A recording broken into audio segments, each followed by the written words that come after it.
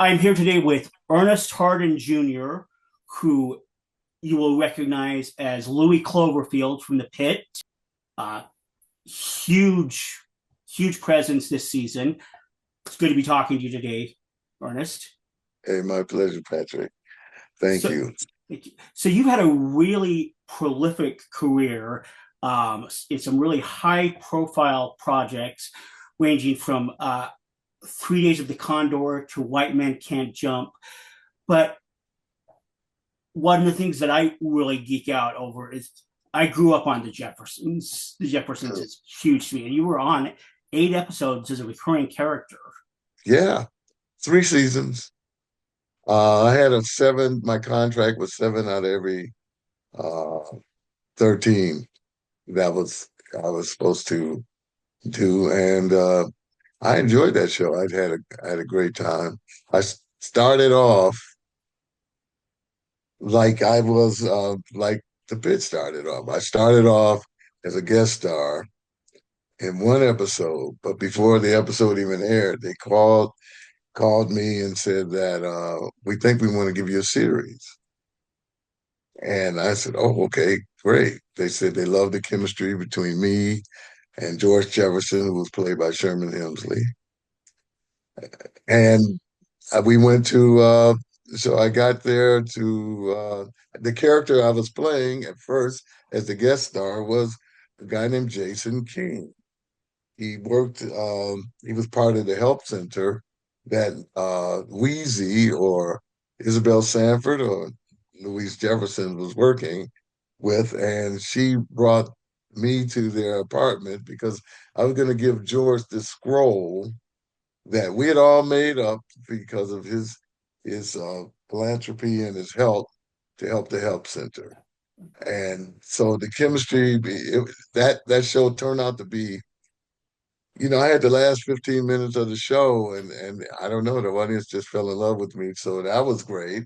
So when they called me back in to say, we think we want to give you a series from that, I was in the producer's office. His name was Don Nichols, and he was one of the producers. There were three of them. And I was sitting there and I was looking through the script, and he said, yeah, Ernest, how do you like the script? And I didn't see Jason King, the character Jason King, anywhere. I said, well, what was I going to tell him? Oh, no, this is a terrible script. I don't see myself. I said, well, it was great. I'm happy to be here. Maybe they're starting me really small. I'm happy just to be a part of the team. Well, he said, well, Marcus, you got your work cut out for you, and it's going to be an on-air screen test. So if you flop, you're gone. And so not to put too much pressure on the kid. And I looked at the script again, and Marcus was on every page. They had changed my character from Jason to Marcus. I wasn't aware of that. Uh, And I went home and I think sleep was overrated that week. yeah, I only think I went to sleep. I studied so hard and came back, and the rest was history. I played the character Marcus, like I said, for 3 seasons, and the George had us doing so many things. So I was his um, protege, and they loved it. And a little known fact is when I talked to the producer, one of the producers now, he was young at the time, but he ended up being one of the main producers when the three guys moved on to another show, Three's Company or whatever. uh, And his name is Jay Moriarty. And he told me when I got on the show was in the top 30 or whatever. It was always up there. When I got on the show went to number one. So I thought that was pretty cool. I said, I didn't know that, Jay. He said, yeah, his show went to number one as soon as you got on it. So that was my experience in the Jeffersons. You were asking me, how did I get started and all of that? I didn't know if you yeah, wanted me to go into yeah, that. yeah. How did you, prior to the Jeffersons, just getting going and acting originally? How did that? But what happened was I was always in it. I'm from Detroit, and actually my parents were they were educated in Atlanta. My father went to Morehouse, my mother went to Spelman, and back then a lot of Black people hadn't gone to college, so I was fortunate to have like two college educated parents. They moved to Detroit because from the South, people were coming to Detroit. They felt it was Black people, especially. There were more opportunities back there. The auto industry was popping, and so they moved to Detroit. Uh, so my father worked for an insurance agency, and then also he had a CPA. So he was doing taxes and helping people out like that. And that's basically where he made the bulk of his money. But our area soon, when they moved in, and this is before I was born, white flight was happening. Black Yeah, moved in the area, yeah, boom, the whites were moving out. So our area became basically all Black, but the Black people who were there were they more worked in the factory than having some white collar job and all of that. So yeah, the area kind of became kind of rough. My sister and I was born, and I came up fighting and going through whatever I had to do. I love my childhood. We were all we all knew each other, but it was some of it was rough existence because there are gangs and all that. Detroit at the time was, just before the riots, really kind of rough. It was very rough if you came through rough neighborhood. Well, the thing is, my parents, with their background, they stressed education and all that. And I wasn't a great student, I admit, but my father really influenced me. He said, whatever you want to do, you have to be the best at it. And I ended up loving theater because of a girl that I liked, and she got into the school play. And at first, I didn't go with her because I thought it wasn't cool. But next thing you know, we sat there while they rehearsed. It was a Christmas play, and we were in the dark, and the teacher didn't pay attention to us at all. And she was up there now meeting new guys, and just the lights were all on them. And I said, "Oh, no way. No way I'm going to miss this again." And I never missed another play after that. And I ended up going to Michigan State University, to make a long story short, and I graduated with a degree in theater. And then I took off and went to New York. And how this happened was I went to New York a week before I got into the 3 days of the Condor. I saw an audition because I would get up early at 4 in the morning, get a paper called The Backstage, and try to look through it to see if there were any auditions before everybody else would get up, because there would be long lines of people uh, trying to audition for every project. And see, you didn't have to go through that now because they got the internet, but then it was long lines. So you tried to be first. And I ended up I saw this audition. They said they were going to pay $175 a day for this movie. I got over there. I had two tokens, I remember, and I was living in Brooklyn.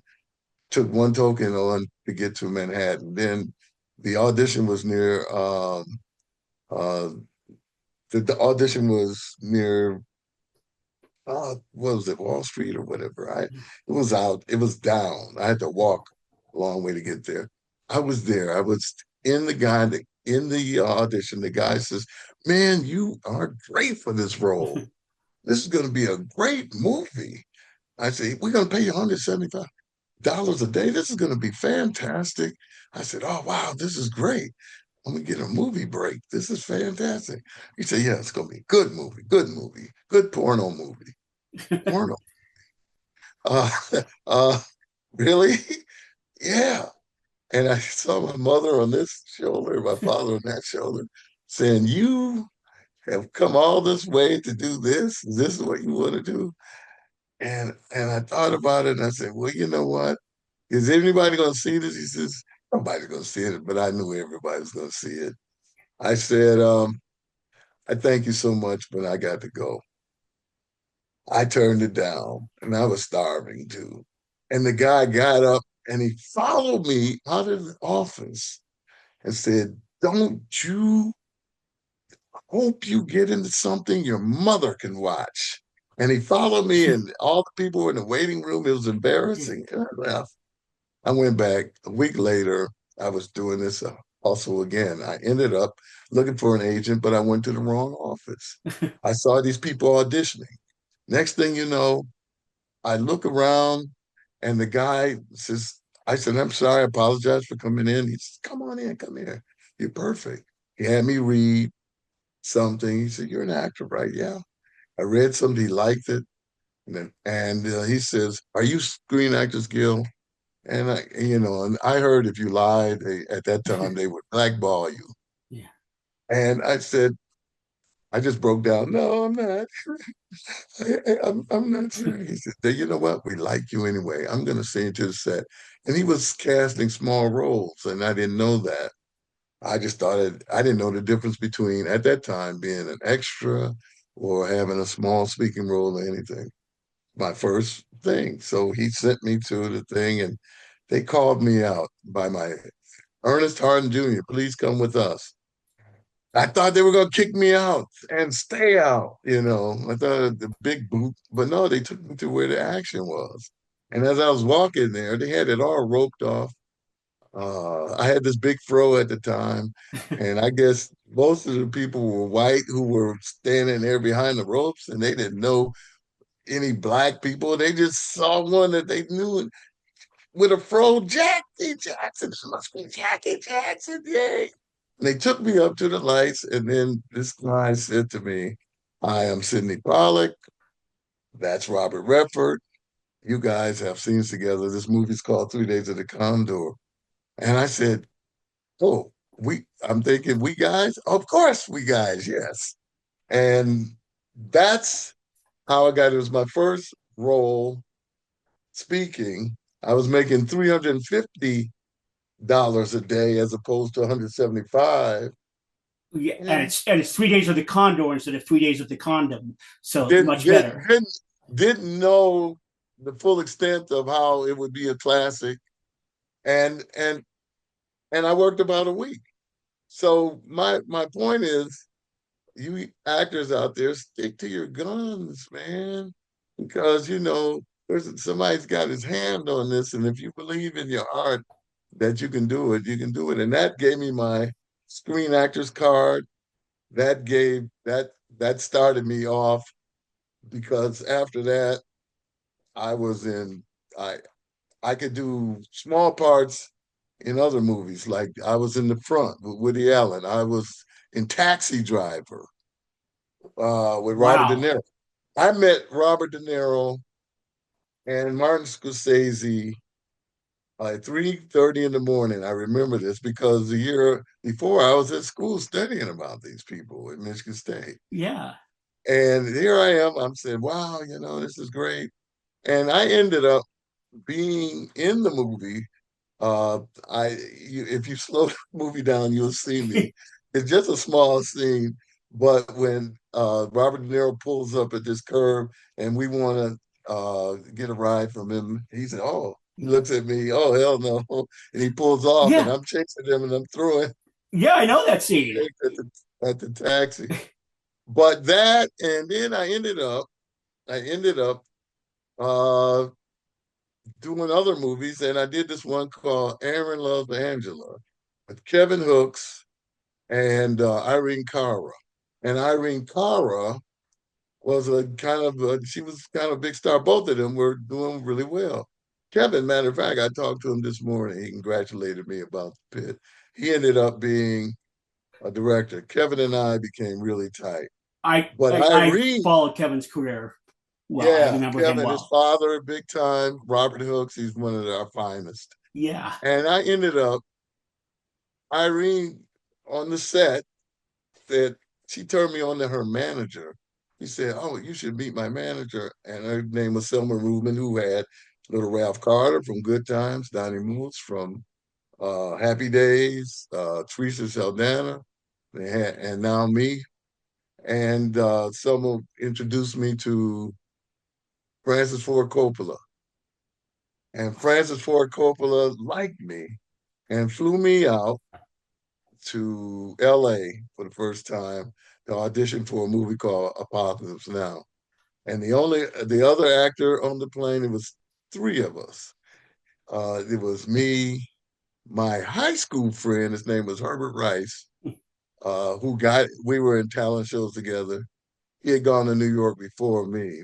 I had to go to college. My mother wouldn't let me go to New York after high school. But he had gone to, he was in New York and he was making a name for himself. He was on the plane, and the other actor, his name is Lawrence Fishburne, who Sure. actually got the role. Yeah. Us, and the rest is history on his career. He took Yeah. off. But then I said, let me stay. I'm going to come back and because I was working a little show by this time for PBS called Scoops Place. It taught kids math and for PBS, and I was making a little money, so I went back out to LA. I stayed on Friend's floor out there, who was an actor out in LA, and I ended up staying and said, I just want a little bit more film on myself. So when I go back and do the plays in New York, I never plan to leave New York. I at least want better parts. But what happened was I got there and I got a co-commercial, and then I got that role on the Jeffersons where Jason King, and then that's how from there I went on. I was regular on the Jeffersons, and at that point I wasn't going home. I was in LA making money, so that's my start. That's amazing. That's a terrific story. And there's, as an actor myself, there's so much I can relate to about what you said, especially when you say theater and because of a girl. I think we can all relate to that. So Yeah, now, all these years later, you're back to a level of prominence on TV with the role of Louis Cloverfield, who has also been a character that started out as something small and then has really become a pivotal character on. He's so important to this season. He's an iconic part of this huge show. Tell me about your experience with getting the role and working on the show, and then the character becoming this beloved fan favorite. it's been well. Okay, let me just start off by saying that I've always been a kind of an actor that there are no small parts, only small actors, and that's another um, a note that I'll give anybody that's out there doing their thing and trying to become an actor. Uh, I auditioned for Pitt, and it was just supposed to be a semi regular, but we were happy that it was more than one. And I went up for another role on the Pit, and I thought I did a good job because they brought me in after they saw my tape. They brought me in to do it in person, and so I did. And everybody was in the room, but I didn't know anybody, and I assumed number one, everybody, John Wells, everybody, all the big wigs were in there. So then I left, and it felt positive, and then my manager calls me and says, "You know what? They like you, but they want you to do another role." Well, this role, the first role, I really wanted because he was a brother. He'd been sick, but he had a conversation with the doctor, young doctor. He played his name in the show is Whitaker, Uh, and Garen, he's a great dude, yeah, and he and the guy that was a great role. I wanted to yeah. play that role, but they said no. We like you as Louis, the drunk, and I'm thinking. Yeah, another black man, just drunk. I give up. And my manager said, no, no, this is they want you. It's side of a they want it to be kind of a semi-regular that you're around. And I said, okay, well, you know what? I said, I'm not gonna be just a smiling drunk. I want this guy to be as real as possible because alcoholism is the real deal. And I just said, I'm gonna try my best, no matter what lines they give me. I'm just gonna try to make it real. And so that was my attitude. When I got when I got there, I saw the guy who had gotten cast for the part that I went up for. The second show, he was flatlining, and I said, "Oh my God, yeah, I was lucky that time that I had gotten this other role, which is going to be, at least a semi-regular throughout the season." And I tried to just really make the best of that. Well, there's a little story I want to tell you. When I was there the first day, that they said, "Welcome to the pit. Here we go. We're getting ready to make the pit." And so I saw everybody from the first time. I saw them all. And the one that was speaking to me most, because I didn't know anybody, was Patrick Ball. Uh, we had a relationship. And it's weird that we ended up being connected like that, even in the show. Yeah. Well, he was the first one. But I had done my research and I found out that Noah Wiley was not only an actor, but he was executive producer on the show as well. And him and John Wells. And so I just, one day we were getting ready to do our scene and we were standing there and we were talking. And he said to me, uh, I said to him, I said, you know what? I know that you're an executive producer as well. And I was just wondering if you could give me a little better billing because I kind of wanted my name on a single card and not just with 1,000 other people on the card. And then he said, yeah, yeah, I was there. Why would I do that? And I said, well, I've done things. Uh, I had a series, Jefferson's already. I was regular on that. And I starred in a movie. I was one of the stars of a movie called White Men Can't Jump. It did well. And I also starred with Betty Davis in a film. I'm the only black man to ever star opposite her. And this movie was called White Mama. And she called it that because she wanted to make sure that the world knew that she was starring opposite a black man. And the thing is, I had and I said, because we got a lot of hate mail, so that's why she insisted that the title would be White Mama. That was just her way of saying, for all you racists out there. Yeah. Well, well, he says, "Oh wow. So when Betty Davis, when did you do that?" I said, "I did that in 1980." He says, "Oh, okay." I said, "How old were you then?" He said, "I was 10." I said, "Okay." So I was starring in movies and you were 10 years old. So he started to get up, you know. And I said, I didn't mean to offend you. I knew he was the executive producer. I didn't want Yeah. to offend him. I said, I didn't mean to offend you. No, no, no, no, no. We're just talking shop. It's all good. So we did our scene, and I didn't work another scene with him for till the end of that week. So we came back again. And first thing he said to me before we started shooting our scene was 3 days at a Condor. And I said, 3 days? Wait a minute. I didn't tell you about that film. Oh, you've been researching me. And he said, yeah, I have. And he said, I just wanted to see if you were full of crap. And I said, well, now you know I'm full of crap. And he first started laughing. Man, we became so tight after that. I mean, I was the elder statesman because a lot of these guys, this is their first time out. They just Yeah. happen to be on a hit show. But this is their first big huge gig.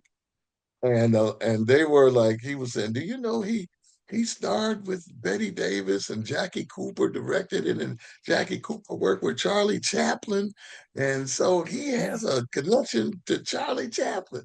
I said, now do you do? Now you have it. And we just it was they were all so all of us became like family. And Noah squeezed my hand and said, "You'll be back next season." And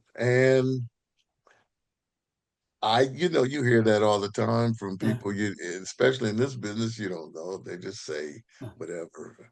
But it actually happened. And this time, I would been happy to come back and just do what I was doing last year, just being in. Because every time I worked, it would be like maybe I would work 2 weeks and then leave and come back and work more, 2 weeks more. So I wasn't, I was happy with that, just to be on this hit show because I knew we were hot. Yeah. Well, when I came back, they had planned for me to not only bring me back, but to make me feature my character Louis and give him a backstory and the whole thing. And so that's how that actually happened. Noah and the writers, because I would get on Scott, hey, come on, man, what about my backstory? And don't worry, we're gonna do it. And so yeah, it turned out. And the thing is, now I won't go in that. I'll let you ask another Oh, question. oh no. Well, I was just going to ask you about uh, the reaction, the outpouring of. I've seen some of the stuff on social media and the stuff you've been sent. The comments people were torn apart when Louis died. I know it was hard for me, and as a critic, I saw it way beforehand, and I'm like, uh, it's just been all year. Louis been on my mind. So tell me about that Well, love that's been shown for the character. it was, that love. I experienced it before it even got out because a lot of the people around there, I don't know, they were privy to scripts or whatever. Uh, but before we even filmed it, before I knew about it, people were coming up to me like the script lady came up to me and was crying. And I said, okay, why are you crying? I love you. All right. They actually loved me as Ernest Harden, but they knew that I was gonna die. And that was before I knew it. And people were on the lot. I go to lunch and they were, no, we love you, and I'm like, what are they talking about? Because the shows this show is kind of secretive too, especially when they were that the way to me. I didn't know from one script to the next what was going to happen. So I just was doing what I was doing. And then finally, I sat down next to Noah and said, because he was directing these last episodes, he Yeah, was monitoring whatever I was doing, even if he wasn't directing that particular episode, he would come in and see what was happening with me. Was I pulling it off and whatever? So this whole thing, I think, was his baby. The arc of Louis, we just nicknamed it Noah's Ark. So that's awesome. yeah, and the thing is, everybody contributed and all that, but I think he gave them the idea. I think so. But anyway, I set him down, and he set me down. I said, oh, "Am I going to die?" And he said, "Sit here." He's going to tell me. And he ended up telling me, "Yeah, you're going to die, Ernest, but America is going to be crying. It's going to hit America." And I said, "Okay." He said, "We got it. We got plans. You're going to go out. Your send off is going to be amazing." And we knew that. I knew about what it would be like, from what he was telling me, but I had no idea of the outpouring of love and how it hit America and a lot of the world, because we were getting stuff from Australia and and then supposedly it's not even in the UK yet. I Right. think it starts in March, the second season. So there's another wave of this, and it's been they know who I am now, which is great. I've been in the business for 50 years and I've been working, and thank God of that. I've been happy about that. And a lot of people know me, but this really is the outpouring of love has just been overwhelming. And I am, as an actor, it's a dream. And I think hopefully next season, I'll be on that stage with him, collecting some of those awards. I just pray. I think you will. Um, I'm worried about, so the link is going to expire in about 6 minutes, but I wanted to ask you, and we'll restart the meeting, but what do you think that the show and the character has done in terms of, you talked about wanting to humanize him and not just make him a throwaway drunk black guy, a real person. And he's done, I think a lot of good has been done for representation, not only of black people, but alcoholism, homelessness, of humanizing marginalized people. It really has a, a power to do that. It's one of the things that I love about the Pit, and I think Louis is one of the biggest examples so far. How do you feel? Do you feel like it's been an opportunity to do that? Yes, I do, and I thank the people and the writers for allowing me to put my foot in it, so to speak, and let me some of the just small words that I felt. I mean, they were pretty strict on their scripts, but they allowed me to um, uh, just do what I thought was best. For example, when I was talking about the nurse who was no longer on the show, the black nurse, uh, we had a scene where we were asking what happened to her, and I don't know. I don't know what the lines were originally were, but I said little stuff like, "Well, the sister always helped me out. That's just how we talk." Yeah, Stuff I like that, just I little noticed that. small. And yeah, and the thing is, they let me do that to keep it real because the Pit is real. I would tease the makeup person all the time. Come on, let me shave and let me wave my hair up and whatever. I said, no, nothing is pretty here on the Pit. You have to get up, grow this gray beard. You have to do whatever, and it's got to be raw. And they they let me do it, and it turned out to be great, and it affected so many people. I'm talking about people going through alcoholism, uh, people who take care of who have worked in the ER to help alcoholics and all of that. Some people who died from alcoholism. The social media has been just amazing because I've touched so many people. That makes it to me, and I was talking to Noah about that. I said, can you believe this person was telling me how I reminded so much of her father passed because of that. And he said, Ernest, that makes all the work you did worth it, doesn't it? And I said, it really does. So I've been touching people, and I guess Louis had to die sort of like how Jesus had to die. I'm not comparing myself to Jesus, but he had to die for our sins, and Louis had to die to maybe get those people who were going through something like that to put that bottle down. In 2003, you did this indie film with a character that very different from Louis, a much harder character to like, but still a very human character that was really interesting. Velvet Jesus. Tell me.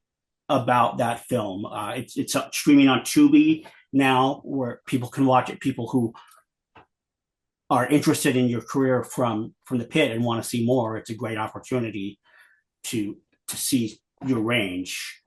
Tell me about the film. It was a smaller film, and so it didn't get the exposure that I would hope because I thought that it was uh, it was some very good work. People thought the ones that did see it said that work was Oscar worthy, but it wasn't. It just didn't get out as much. But it's on Tubi; anybody can go to it and see it. Velvet Jesus, and I'm the star of the movie. It originated as a play, and I did the play. I suggest you go see this movie because when we took it around and had screenings, there were people that were going through situations like that as well. And after the screenings, they would be crying and in there and they were moved. And the gay community loved me after that. And I just, again, an actor, you just want to touch people. I just want to continue to do roles that touch people, that are human and people going through various circumstances. And this is one circumstance that wasn't so popular, but it was one that is real and it is necessary for it to be seen. I just wish the movie had gotten seen by more people. And now that with this new Pitt fame that I have, hopefully they'll go back and look at that movie too, because I got an award for that movie. I got a Harper Award, which was an award for the best black actor in America. I'm curious now that the pit has raised your profile a bit. What's next for you? People taking notice? Yeah, I have a movie that I did after uh,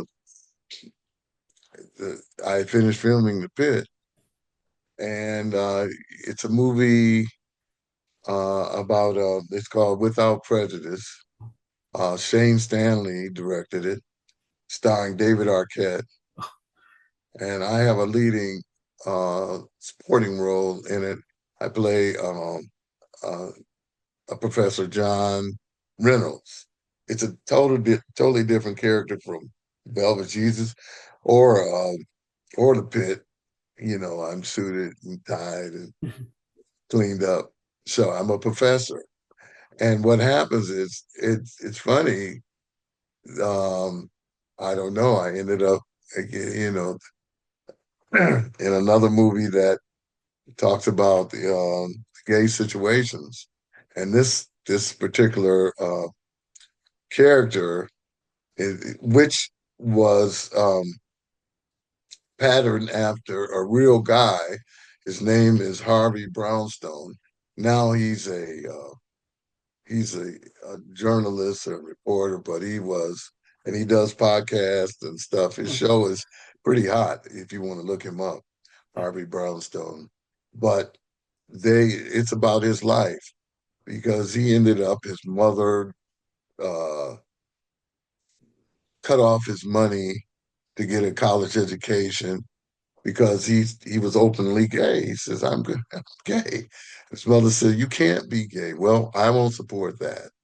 And and what happens is my character befriends him as a professor and helps him get educated by getting him student loans and all of that. And so it helps him get through college. So it's a powerful role, and it's actually a powerful story because the guy actually he's in law, and he ends up being the top judge in Canada, and he's openly gay, and in law, I guess, and so many other fields, when you openly say that you're gay, uh, they kind of they kind of what's the word I'm looking for?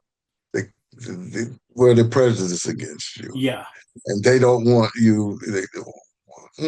We're not gonna let you through. But he fought all those fights, and I related, and my character kind of relates because we as Black people, we've been going through uphill battles in many cases, and it's really so we could relate to each other, and that's what is really nice because I say uh, the thing is, I think the difference, and we laugh about it, but I say the difference is when I walk out of the door, I wear my badge. My black skin is going Mm. nowhere. People are going to see me immediately and have judgments and think whatever, good or bad. But I said, you don't have to tell them that you're gay.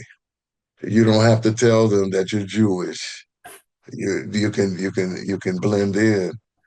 But I'd say I appreciate your courage to stand up for who you really are and to go into the world and say, this is who I am, accept me or not. So I admire that. And so that's what that movie's about. It's coming out in September in the theaters.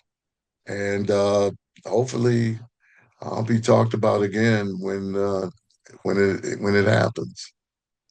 I think you will. Well, thank you so much for talking to me today. It's been a pleasure meeting you. And My pleasure.